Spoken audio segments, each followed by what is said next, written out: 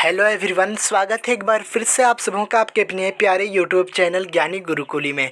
दोस्तों, हमें माफ़ कर दीजिएगा क्योंकि आप लोगों का साथ हमने बीच में छोड़ दिया था। और छोड़ने का मेन कारण ये था कि हमारे घर में कुछ प्रॉब्लम थे, परेशानियाँ थी, और उस परेशानियों से मैं अभी छुटकारा पाया हूँ। तो आप लोगों के लिए आप रेगुलर वीडियो आएंगे, आप लोग चैनल को सब्सक्राइब करें और ज़्यादा से ज़्यादा अपने दोस्तों के पास शेयर करें। तो दोस्तों, इस वीडियो में हम जो बात करने वाले हैं वो झारखंड एकेडमिक काउंसिल यानी जैक बोर्ड से बात करेंगे। एनुअल इंटरमीडिएट एग्जामिनेशन 2024 यानी 2024 में आप लोगों का एग्ज़ाम होने वाला है। यानी आप लोगों के सर पे अभी एक बहुत बड़ा बोझ है। तो इसका बोझ का जो सॉल्यूशन करने वाला हूँ इस वीडियो में मैं करने वाला हूँ, क्योंकि मैं आपको लोगों को बहुत ही अच्छे अच्छे प्रश्न को बताऊंगा और प्रश्न कहाँ कहाँ से पूरा डिस्कस करने वाला हूँ। तो इस वीडियो में हम हिस्ट्री से बात करेंगे जो आपका ऑप्शनल होता है। ठीक है, तो चलिए फटाक से, अगर आप हमारे चैनल पर नए होंगे सब्सक्राइब कर लीजिएगा।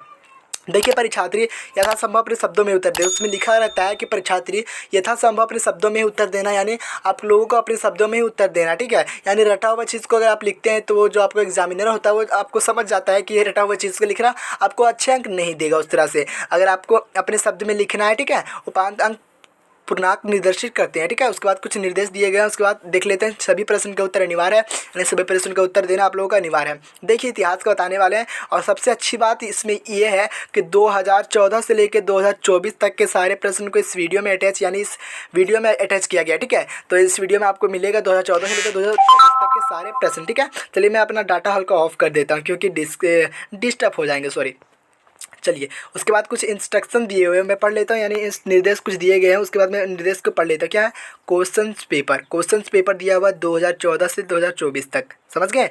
मॉडल पेपर दिया हुआ 2014 से 2024 तक, और जिला प्रशासन यानी पिछले साल से जिला प्रशासन यानी डीसी के द्वारा जारी हो रहा है मॉडल पेपर, उसका भी इसमें क्वेश्चन दिया गया है, साथ ही साथ आंसर भी। ठीक है, तो आप लोगों ज़्यादा से ज़्यादा अपने दोस्तों के पास शेयर करें, और एग्ज़ाम तक मैं फुल तैयारियाँ कराऊंगा। और पिछले साल हमारे चैनल से जो पढ़े थे अच्छे अच्छे मार्क्स भी लाए थे। ठीक है, तो चलिए इस वीडियो में हम आप बात करने वाले अति लघु उत्तरीय प्रश्न यानी 2 नंबर वाले प्रश्न। ठीक है, अति लघु उत्तरीय प्रश्न यानी 2 नंबर वाले प्रश्न, 2 नंबर का आप लोगों का प्रश्न होगा, उसके बारे में बात करने वाले हैं। यानी पिछले 2014 से लेकर 2024 तक, सॉरी 2023 तक जितने भी सारे प्रश्न पूछे गए हैं और 2024 तक जितने भी प्रश्न आने के चांसेस है, सारे प्रश्न को मैंने इस वीडियो में अटैच किया। ठीक है, तो सबसे पहला प्रश्न हमने लिखा है, भारत छोड़ो आंदोलन कब और कहाँ हुआ। ये प्रश्न को आप लोगों ने बहुत बार पढ़ा होगा, लेकिन एग्जाम के टाइम याद नहीं आता है क्योंकि आप इस क्वेश्चन पे ज़्यादा फोकस नहीं दे पाते हैं। तो देखिए, भारत छोड़ो आंदोलन कब और कहाँ हुआ, ये आप लोगों को बताना है। तो भारत छोड़ो आंदोलन जो हुआ था द्वितीय विश्व युद्ध के समय 8 अगस्त, कब हुआ था?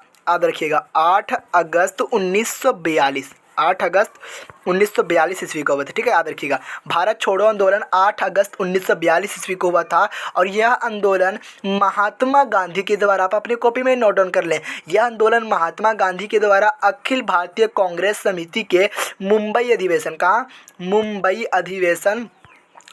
अधिवेशन में शुरू किया गया था। आप लोगों को याद हो जाएगा, भारत छोड़ो आंदोलन द्वितीय विश्व युद्ध के समय 8 अगस्त 1942 ईस्वी को आरंभ हुआ था, और यह आंदोलन महात्मा गांधी के द्वारा अखिल भारतीय कांग्रेस समिति के मुंबई अधिवेशन में शुरू किया गया था। पहला प्रश्न इस तरह से कंप्लीट होता है। चलिए दूसरा प्रश्न देख लेते हैं, पूरा डिस्कस यानी पूरा डिटेल से पढ़ो ताकि आपको भूल ना जाए। ठीक है, दूसरा, पानीपत का दूसरा युद्ध कब और किन के बीच लड़ा गया। पानीपत का दूसरा युद्ध जो लड़ा गया था 5 नवंबर, कब लड़ा गया था? 5 नवंबर 1556 ईस्वी को, 5 नवंबर 1556 ईस्वी को लड़ा गया था पानीपत का दूसरा युद्ध। ठीक है, पानीपत का दूसरा युद्ध 5 नवंबर 1556 ईस्वी को लड़ा गया था।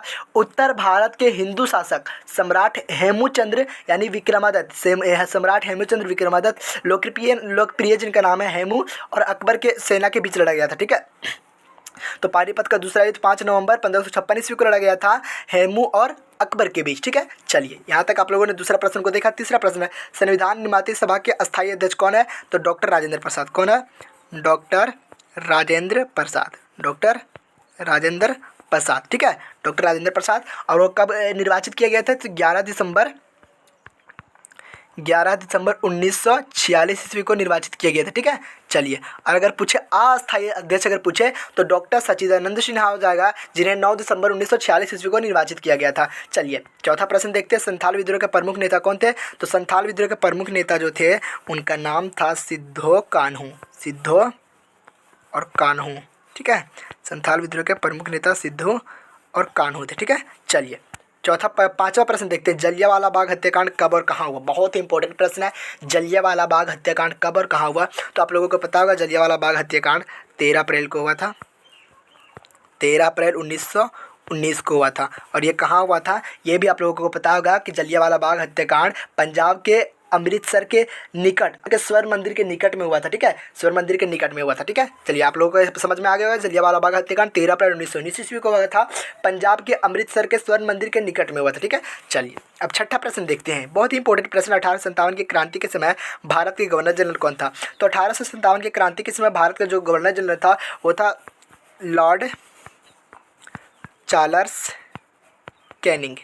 लॉर्ड चार्ल्स कैनिंग थे। ठीक है, इसमें कुछ राइटिंग सही नहीं आ रही पर आप लोगों को आवाज़ से पता चल जाएगा।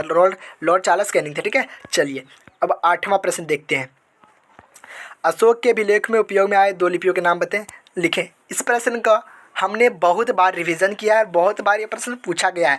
अशोक के अभिलेख में उपयोग में आए 2 लिपियों के नाम लिखें। तो पहला था जो उसके उपयोग में आ रहा था वो पहला प्रश्न था प्राकृत और दूसरा ब्राह्मणी। पहला प्राकृत और दूसरा ब्राह्मणी। ठीक है, ये अशोक के उपयोग में आए 2 लिपियों के महत्वपूर्ण नाम है। ठीक है, चलिए अब निर्गुण और सगुण में अंतर, ये भी प्रश्न काफ़ी महत्वपूर्ण है। आप जहाँ पढ़ते होंगे बहुत बार देखेंगे इस प्रश्न को कि बहुत बार वीकली टेस्ट में आप लोगों के स्कूल में जो एग्जाम होता है उसमें भी आता होगा निर्गुण और सगुण में अंतर बताएं।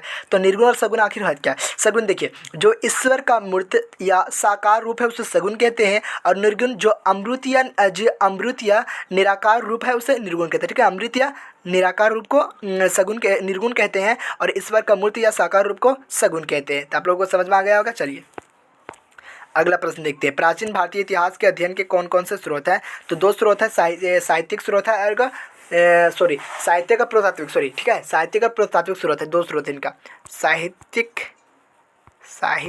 और पुरातात्विक स्रोत, इनके 2 स्रोत है। ठीक है, चलिए यहाँ तक। अकबर का जन्म कब और कहाँ हुआ? तो अकबर का जन्म जो हुआ था 15 अक्टूबर 1542 ईस्वी को अमरकोट पाकिस्तान में हुआ था। ठीक है, अकबर का जन्म 15 अक्टूबर 1542 ईस्वी को अमरकोट पाकिस्तान में हुआ था। अगला प्रश्न है, भारतीय स्वतंत्रता आंदोलन में मुख्य भूमिका निभाने वाले 4 पुरुषों के नाम लिखे। यानी भारतीय स्वतंत्रता आंदोलन में, आज़ादी के आंदोलन में मुख्य भूमिका निभाने वाले 4 पुरुषों के नाम लिखे हैं। ठीक है, 4 पुरुषों के नाम लिखे हैं। तो पहले आप लिख दीजिएगा चंद्रशेखर आज़ाद, भगत सिंह, उधम सिंह। ठीक है, यानी आप जो महत्वपूर्ण है लिख दीजिएगा। ठीक है, इसमें कोई महत्वपूर्ण एक नहीं हो सकता, बहुत लोगों ने वरदान दिए थे इसमें। अगला है, हिंदू धर्म के 2 महाकाव्य के नाम लिखें।